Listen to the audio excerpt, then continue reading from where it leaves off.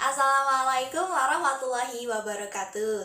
Kembali lagi di channel saya Dona Aini dengan saya sendiri Dona Aininiati, mahasiswa angkatan 2021 jurusan Pendidikan Biologi Universitas Sultan Ageng Tirtayasa. Di video ini saya akan membahas materi mengenai laboratorium. Yuk, mari kita belajar. Kita mulai dengan pengertian laboratorium. Laboratorium berasal dari kata Latin yang berarti tempat bekerja. Laboratorium juga diartikan sebagai suatu ruang atau tempat dilakukannya penelitian dan percobaan. Menurut Pusat Pengembangan Pendidikan Universitas Gadjah Mada tahun 2005, laboratorium adalah suatu sarana atau gedung yang dirancang khusus untuk melaksanakan pengukuran, penetapan, dan pengujian untuk keperluan penelitian ilmiah dan praktik pembelajaran. Dapat berupa ruang terbuka atau ruang tertutup. Nah, teman-teman tahu nggak nih kalau stasiun luar angkasa itu termasuk laboratorium loh? Iya, laboratorium luar angkasa. Nah, laboratorium ini melakukan penelitian biologi manusia, meteorologi fisika, dan astronomi. Oke, kita lanjut ke jenis-jenis laboratorium. Nah, jenis-jenis laboratorium berdasarkan fungsinya dibedakan menjadi 4. Yang pertama, laboratorium riset. Laboratorium riset adalah laboratorium yang digunakan untuk melakukan riset-riset ilmiah di dalam ilmu bidang tertentu. Contoh laboratorium riset yang pernah ada di Indonesia yaitu Laboratorium Naval Medical Research Unit 2 yang ada di Jakarta. Namun laboratorium ini tutup pada 16 Oktober tahun 2009. Selain itu ada Laboratorium Fisika Teoretik Energi Tinggi yang ada di Institut Teknologi Bandung. Yang kedua, laboratorium analisis. Laboratorium ini biasanya menganalisis kandungan bahan atau sampel tertentu.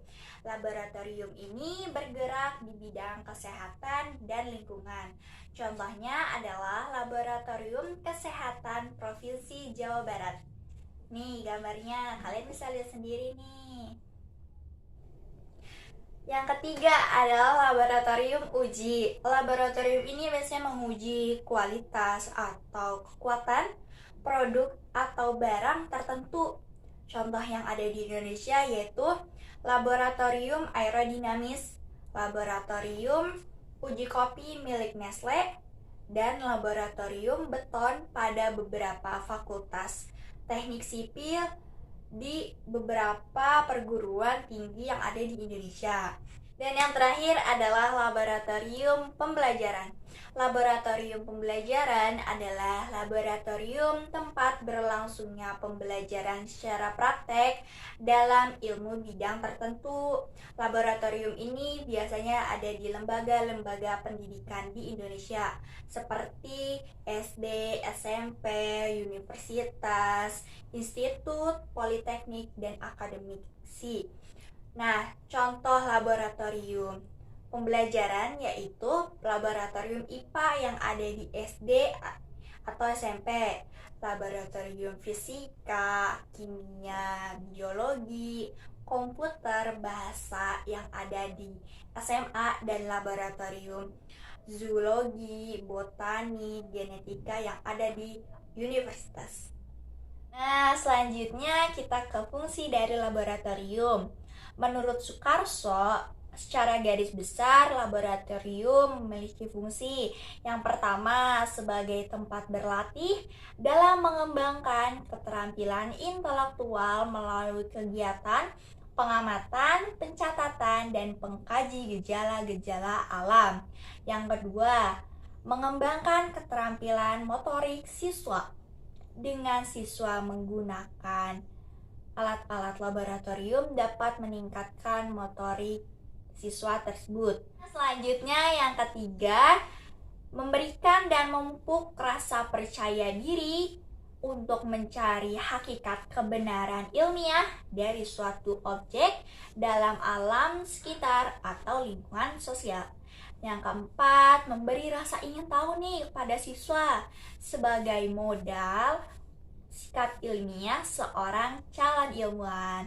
Dan yang kelima, membina rasa percaya diri sebagai akibat keterampilan dan pengetahuan atau penemuan yang diperolehnya. Ini mengenai laboratorium itu sendiri. Yang pertama, kita membahas mengenai peraturan-peraturan yang ada di laboratorium. 1. Menggunakan alat pelindung diri yang lengkap. Alat pelindung diri yang kita gunakan ketika melakukan praktikum di laboratorium yaitu jas laboratorium, sarung tangan, sepatu, kacamata. Untuk yang berkerudung, menggunakan kerudung yang sederhana sehingga tidak mengganggu proses praktikum. Dan untuk yang tidak berkerudung, harap mengunci rambutnya. Yang kedua, tidak boleh membawa makanan dan minuman ke dalam laboratorium. Yang ketiga, tidak boleh bercanda atau berlarian ketika di dalam laboratorium. Keempat, ketika mengalami kondisi yang tidak aman atau mengalami kecelakaan, jangan panik dan segera melapor kepada petugas laboratorium. Kelima, ikut menjaga dan merawat laboratorium. Setelah melakukan praktikum, dibersihkan alat-alatnya dan tempatnya. Setelah itu diletakkan kembali di tempat semula. 6. Dilarang memasuki laboratorium tanpa pengetahuan petugas laboratorium. Yang ketujuh, diharapkan menaruh label pada bahan-bahan, terutama bahan-bahan kimia yang sangat berbahaya. Yang ke-8, mengetahui dan mematuhi standar keamanan yang ada di laboratorium. Yang ke-9, mengetahui tindakan awal apabila terjadi keadaan darurat. Yang ke-10, selalu menggunakan pipet filler dan hindari kontak langsung dengan mulut. Ini kita akan membahas prasarana laboratorium. Prasarana laboratorium yaitu bangun atau ruang yang diperuntukkan sebagai tempat berlangsungnya praktik laboratorium. Bangun atau ruang ini dibedakan menjadi 3 zona. Zona pertama yaitu zona pengajaran. Biasanya dilengkapi dengan peralatan pengajaran seperti papan tulis, OHP, meja demonstrasi, dan lain-lain. Zona kedua adalah zona kerja atau percobaan. Zona ini merupakan zona paling besar dari bagian laboratorium. Biasanya berisi paling banyak meja kerja, suplai air yang cukup, jaringan listrik yang cukup, jaringan pipa gas, penyinaran dan ventilasi yang baik. Nah, zona ketiga adalah zona preparasi, berisi alat-alat kelengkapan untuk kebutuhan praktikum.